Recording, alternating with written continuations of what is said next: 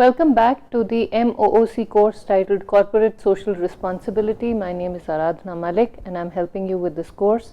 And we have just started with a discussion on what corporate social responsibility is and how it's been defined, and we discussed a few theories of corporate social responsibility.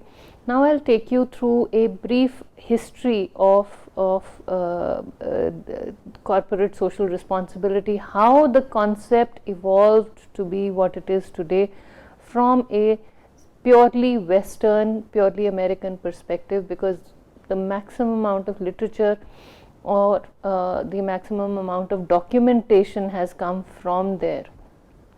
And I will elaborate more on this as we go along, and we'll discuss more about how CSR has evolved in the Indian context and in the context of other countries, but it's been documented the most in the United States of America, and that is where this literature is coming from. And today's discussion deals with a paper that was written by Professor Archie B. Carroll, and he has described how this whole concept of CSR has evolved. So I'm taking all the material that I'm using for these slides in the lecture on evolution of CSR from Professor Carroll's paper.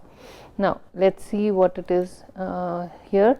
Okay, in 1953, Howard Bowen, who's now considered the father of CSR, or who Professor Carroll likes to call the father of CSR, came up with a book called Social Responsibilities of the Businessman. And in this book he described or he proposed that several hundred largest businesses were vital centers of power and decision making, and the actions of these firms touched the lives of citizens at many points. And then he raised a question, and the question was, what responsibilities to society may businessmen reasonably be expected to assume?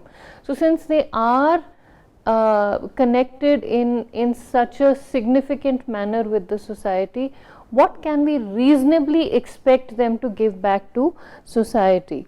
Then he said that the social responsibilities of businessmen refer to the obligations of businessmen to pursue those policies, to make those decisions, or to follow those lines of action which are desirable in terms of the objectives and values of our society. So he said that these businessmen are connected to the society in such a large way, in such a significant manner, so they have a responsibility to the society, and their responsibilities refer to their obligation to follow those, to make those decisions, to pursue those policies, to follow those lines of action which are desirable in terms of the objectives and values of our society, which are in line with the objectives and values of our society, which are connected to the objectives and values of the society that they function in. And we've been talking about the legitimacy theory.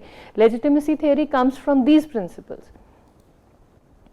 In 1960, Keith Davis proposed the iron law of responsibility, which is something that we have dealt with earlier also, and he said that social responsibilities of businessmen need to be commensurate with their social power. So the more power businessmen have over the society, the more responsible they are to the society through their actions, and as a result of this responsibility, the avoidance of social responsibility leads to the gradual erosion of social power.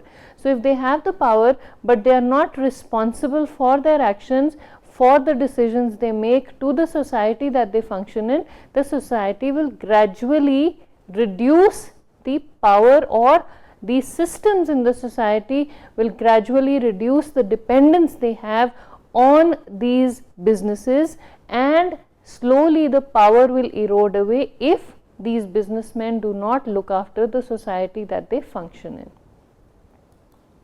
In 1963, Joseph McGuire wrote a book called Business and Society, in which he proposed that the idea of social responsibilities supposes that the corporation has not only economic and legal obligations but also certain responsibilities to society which extend beyond these obligations. So it's not only important to generate profits and follow the law, it is also important to go above and beyond these responsibilities that we have in terms of profits, in terms of following the law, in terms of following the regulations of the society, of the country, of the state that we function in, and do something more. So slowly, as you can see, the awareness was coming in regarding the responsibility of businesses to the society they functioned in.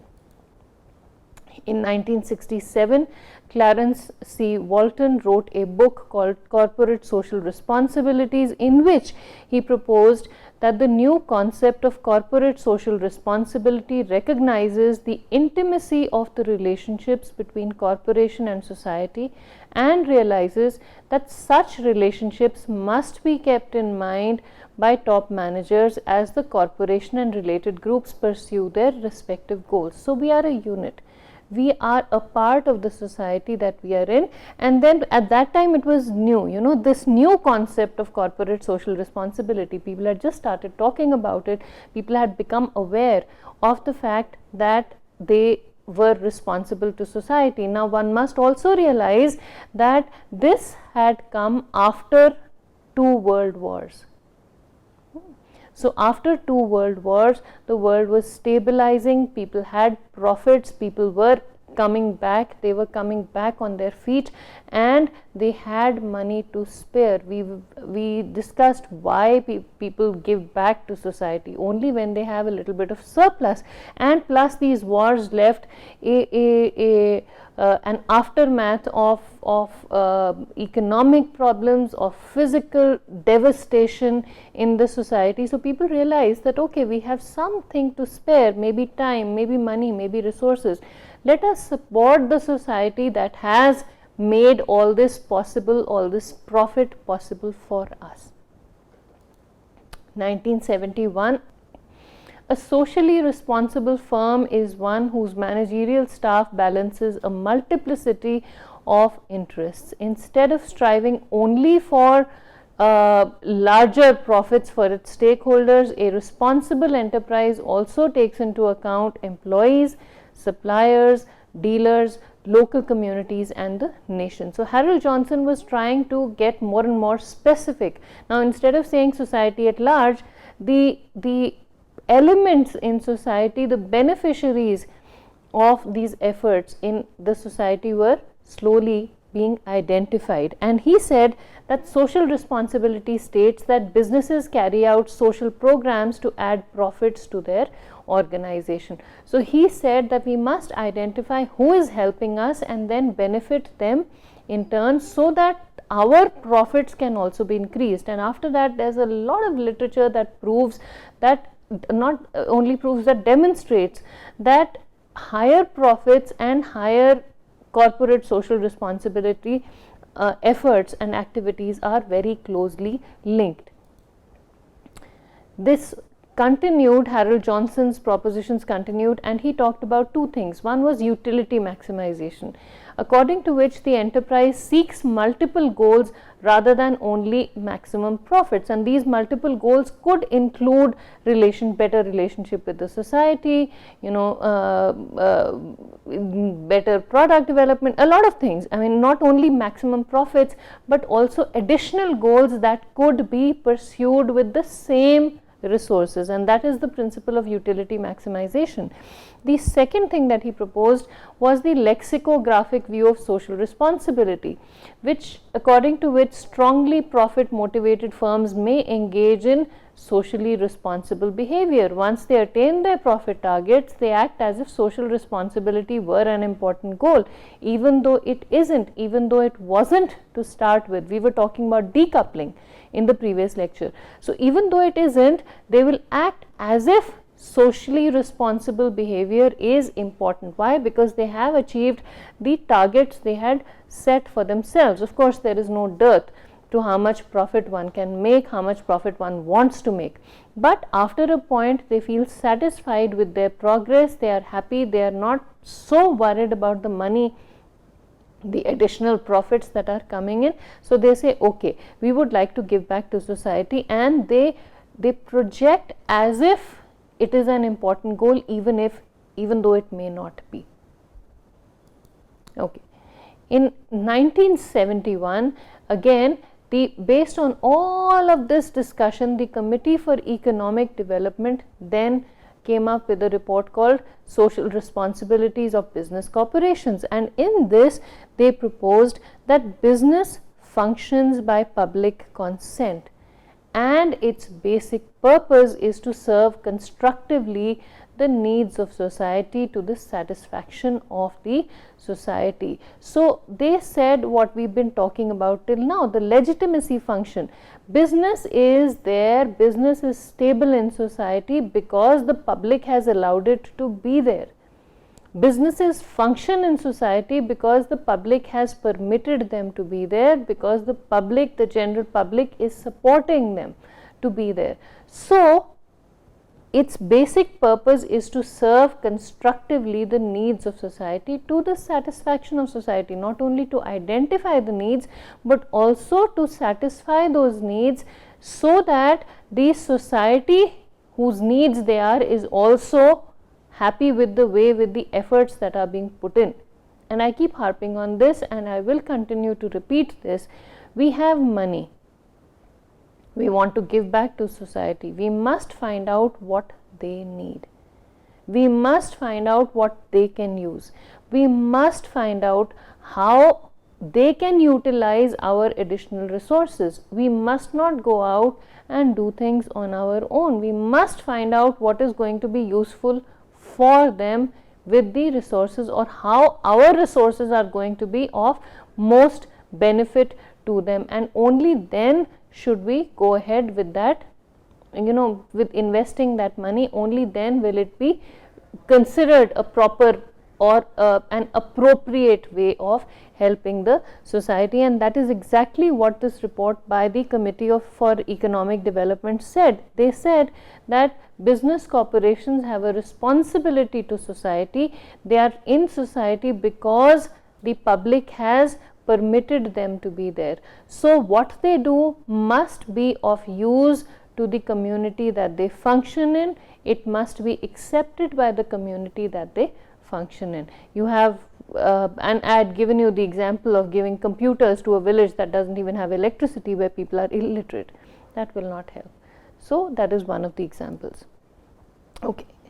The Committee for Economic Development also proposed the concentric circles definition of social responsibility, and they said that the social responsibility activities, social responsibility efforts occur in 3 concentric circles. The inner circle includes the clear-cut basic responsibilities for the efficient execution of the economic function, which could be products, jobs, and economic growth. So the first responsibility that we have is to sustaining ourselves. If we are not stable, any business functions on profits. We must get out whatever we invest into the organization. So profit is number 1 priority. We must make money to keep going. So the products are top priority, the jobs of the people are top priority, economic growth of the organization is top priority, and these are the clear-cut basic responsibilities for the efficient execution of the economic function of the organization. The next circle is intermediate circle, which encompasses responsibility to exercise this economic function with a sensitive awareness of changing social values and priorities. For example, fair treatment of employees, environmental concerns, etc. So, okay, we are making our profits. Now what? What next? After we are done making our profits, we want to ensure that our employees are treated fairly, We want to make sure that we don't damage the physical environment that we are in. So we are making sure that a status quo is maintained in the physical, social environment at the very least. We are making profits, but not at the cost of the society, not at the cost of the environment that is helping us, that is enabling us, that is facilitating our profit making processes. The third circle here is the outer circle, and after we are done looking after the very basic nature or basic concerns, then we move out and we say outer circle outlines newly emerging and still amorphous responsibilities that businesses should assume to become more broadly involved in actively improving the social environment. So this includes things that we are likely to do. This includes things that we should do, not what we must do, or we are not ideally we are expected to do. So the outer circle includes the responsibilities that are not very clearly defined, the still amorphous responsibilities that businesses assume or should assume to become more broadly involved in actively improving the social environment. Not only are we maintaining the status quo, we are also looking after the environment and helping it improve. So that is what the outer circle includes.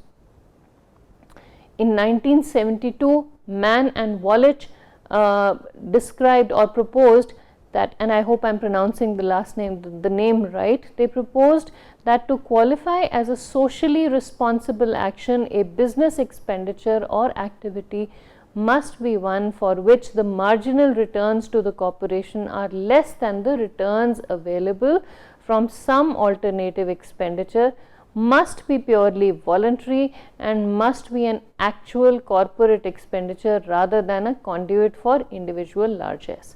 So this must be purely voluntary expenditure without any expectation of profit, as opposed to expenditure in response to social norms, in response to social expectations. What does the society expect us to do?